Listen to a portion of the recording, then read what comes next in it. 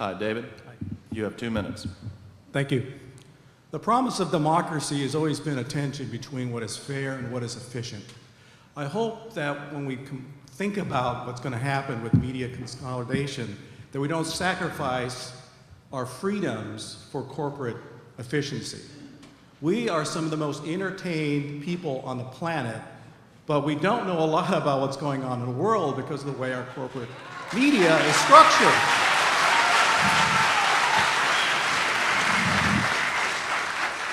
We as a country can do better. We deserve better. Here in the Pacific Northwest, many of us are forced to watch Canadian television to figure out what's happening in our own country. We can do better. We deserve better. The question that's not being asked is what happens to the small local newspapers here in the Seattle area that benefit our communities if the corporate pressure begins to squeeze them. We have some of the finest newspapers in the country. Colors Northwest, the International Examiner, Seattle Gay News, Northwest Asian Weekly, and Eat the State are some of the best publications in this country. We're not addressing what's going to happen to them as corporate media gets bigger and bigger and bigger. And what happens when these newspapers get smaller and smaller and smaller because of what's happening to the ad revenue and the dollars involved with that. The final point, real quickly, is what happens when we start struggling with these oligopolies. What happens when Disney owns ABC? What happens when General Electric owns a network? Who's held accountable? When is enough enough? Thank you, Mr. Ortiz. Thank you. Bill Bachman. Thank Patricia. you. I'm Bill Bachman, and I'm an American citizen. That's why I'm here. I can't help but notice that the panel up here consists of 3 Bush Republicans and 2 Democrats. And it seems to me that this rush to change the rules could possibly allow this or a further administration to consolidate power with his or her benefactors and quash opposition to their programs or policies. Running this hearing with 5 days notice and then trying to jam media consolidation through by mid-December, to me is damning evidence by the total abuse of the process itself that you're up to some kind of no good.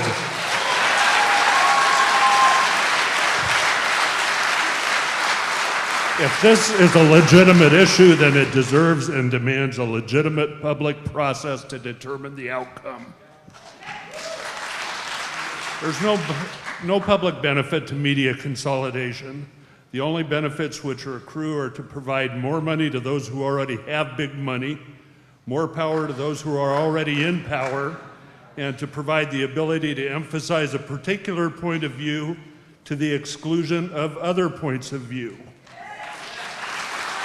It provides the ability to impose a virtual monopoly over what stories are covered, what issues are talked about, and the singular point of view favored by the owner on those issues.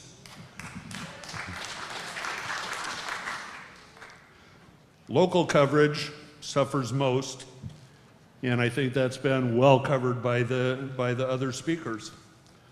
Allowing those with big money and big power to virtually control our political discourse severely undermines the well-informed electorate required to run a successful democracy, and that's a heck of a lot more important than a bump in profits for a handful of wealthy corporations. Thank you, Mr. Bachman.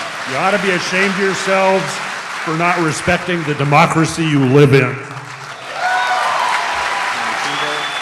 Are you Sammy? Yeah. And she's number 47. Sammy, you have 2 minutes. Hi, my name is Sammy Kuba, and I am a senior at Ballard High School. Commissioners, I am not going to tell you that you shouldn't further consolidate media ownership. I'm going to tell you that you cannot further consolidate media ownership. Because the future well-being of the entire nation is at stake. It sounds cliche, but it's really true that we, the youth, are the future of the world.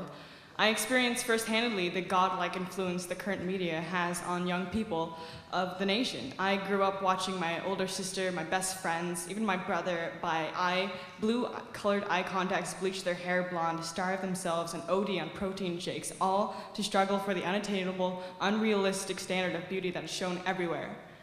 Now, I never even attempted these things, not because I was secure, but because I didn't even think that I had the potential to be as beautiful as the people that I had idolized.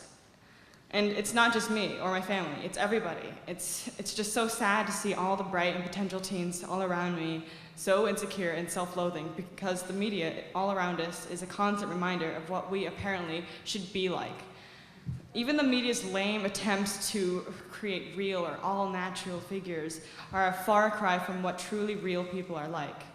This is all because the media is owned by just a few people with similar values and interests, and there just isn't enough diverse ownership of the media to provide genuine and diverse figures to the world.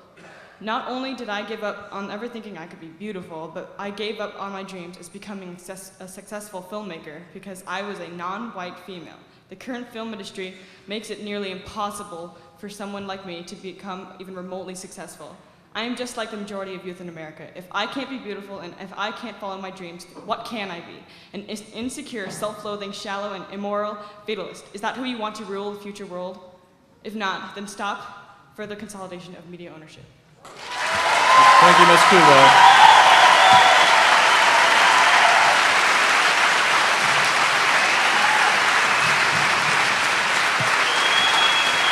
Amanda Kumbau.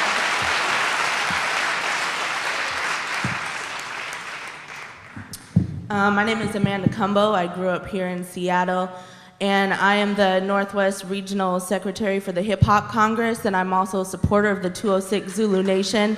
I see some of my brothers and sisters from the Zulu Nation here in the room. The Universal Zulu Nation was created at the foundation of hip hop as an alternative to gang life, which was proliferating at that time in New York City. I have not seen one of my brothers or sisters in the Zulu Nation on mainstream television, radio, or in the newspaper. Recently, I don't know if you all are fathers, but if you are, just try to picture for a second your daughter or your son when they were 2 years old. Well, my daughter at 2 years old came home singing Laffy Taffy, shake that Laffy Taffy, shake that Laffy Taffy. That refers to a part of the female genitalia that I was not prepared to explain to her at that age. And that's what she hears on mainstream radio, and that's a brand of hip hop that I'm not a part of and did not grow up in. I grew up with a local AM station that you could barely get in on the dial called KKFX, K-Fox, and it was bought out in the early 90s by Radio Disney. And we have Zulu Radio. We also have Zulu TV, which is Hip Hop 101. You can only listen to these stations and see these stations at various parts of the day, very specific parts of the day or night. I don't see a lot of youth here, and I don't see a lot of the hip hop community here. That's because this wasn't broadcast on any Clear Channel stations. I'm against the commodification of the media because they set the standard of what's cool, what's hip, just like the young girl was saying for our youth. I don't want that for my daughter. I don't want that to be what's hip. These kids are too busy shaking their Laffy Taffy to care about politics, and it's because of hip hop that I even care about politics. Thank you, Ms. Kumbau. Thank you very much.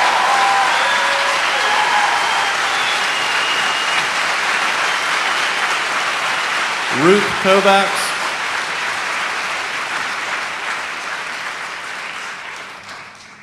Ruth Kovacs.